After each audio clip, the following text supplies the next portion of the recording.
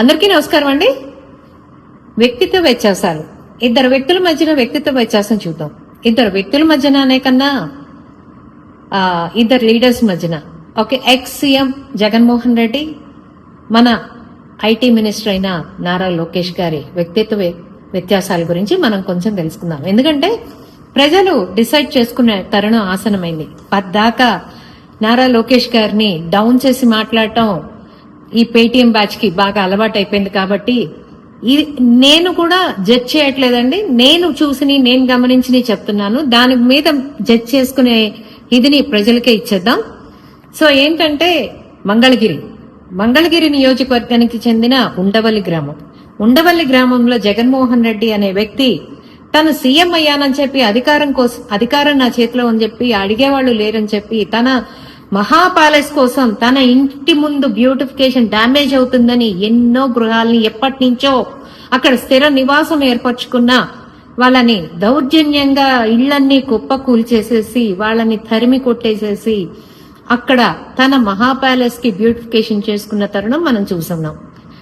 అసలు గత 5 సంవత్సరాలు కూడా 2024 ఎలక్షన్ జరిగే వరకు కూడా మనం తెలుగుదేశం పార్టీ గెలిచే వరకు కూడా ఆ దారిలో ఏ ఒక్క సామాన్యుడు కూడా నడిచే అర్హత లేకుండా చేసిన వ్యక్తి ఎవరైనా ఉన్నారు అంటే అది ఒక జగన్మోహన్ రెడ్డి.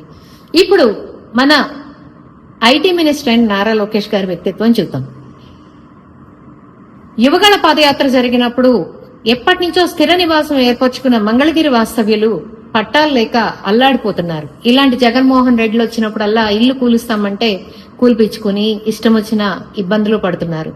వాళ్ళందరికీ నేను రెగ్యులరైజ్ చేసి మీకు ఇళ్ల పట్టాలు ఇస్తాను అని చెప్పి యువగళ పాదయాత్రలో నారా లోకేష్ గారు మాటిచ్చారు.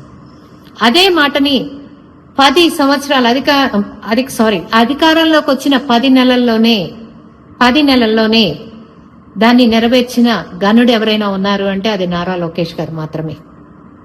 ఒకళ్ళ కూల్చే మనస్తత్వం అయితే ఒకళ్ళ కుటుంబాలు నిలబెట్టే మనస్తత్వం. ఇందులో ఎవరి వ్యక్తిత్వం ఎలాంటిది అనేది అర్థమైపోతుంది. దీన్ని నేనైతే జడ్జ్ చేయక్కర్లా, అది ప్రజల నిర్ణయానికే వదిలేస్తున్నా.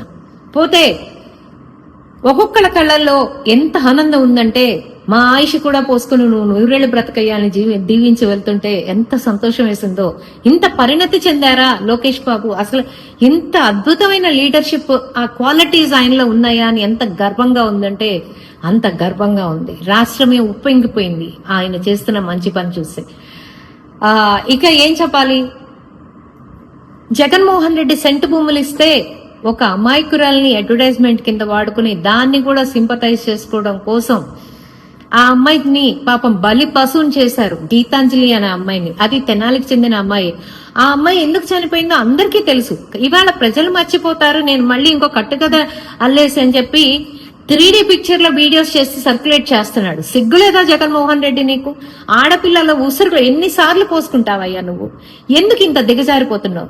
లోకేష్ బాబు ఒక్కొక్క అడుగు ఎక్కిన కొద్దీ నువ్వు 100 అడుగులు కిందకి పడిపోతున్నావు. ఆ ఇంగిత జ్ఞానం నీకు లేదు.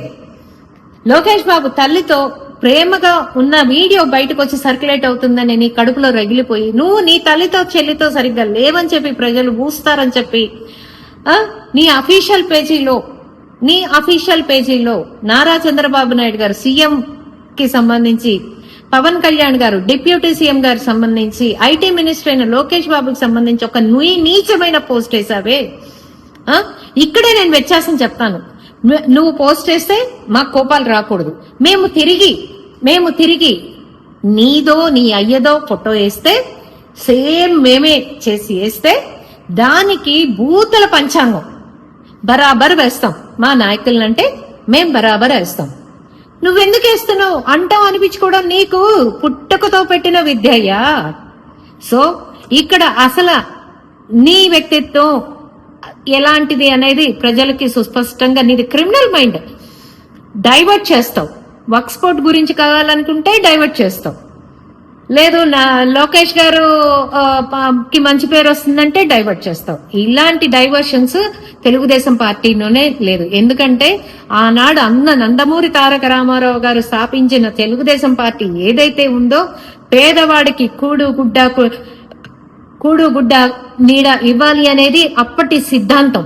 ఆ సిద్ధాంత పరంగానే ఆయన వారసుడుగా నారా లోకేష్ గారు ఇవాళ నీడని ఇస్తున్నారు ప్రజలకి, తన నియోజకవర్గ ప్రజలకి ఆ భరోసా ఇచ్చారు. ఆ ఆనందాన్ని కూడా నువ్వు యూటర్న్ చేసి ఇంకొక దాన్ని అడుగున పడేయాలనుకుంటే మాత్రం వాళ్లే నిన్ను చెప్పు తీసుకుని కొడతారని చెప్పి చెప్తున్నాను. నువ్వు మాత్రం ఏంటి సూపర్ 6 ఇవ్వట్లేదు అది ఇది అని చెప్తున్నావు. అవునయ్యా, సూపర్ 6 ఇస్తారు. ఎందుకంటే నువ్వు ఏ పాట ఇచ్చావు? 3,000 రూపాయలు పెన్షన్ పెంచుతానని చెప్పిన వ్యక్తి నువ్వు. 3,000 రూపాయలు 5 సంవత్సరాల్లో ఇంకా 2 నెలల్లో ఎలక్షన్ ఉందనంగా 3,000 రూపాయలు ఇచ్చిన వాడివి ఇవాళ సూపర్ 6 ఇస్తానంటే రాష్ట్రాన్ని సర్వనాశనం ఆర్థిక మూలాలని అన్నిటినీ దెబ్బ కొట్టిన నువ్వు ఇవాళ వచ్చి రాగానే బాబు గారు సూపర్ 6 ఇవ్వాలని చెప్పి చెప్తున్నావు.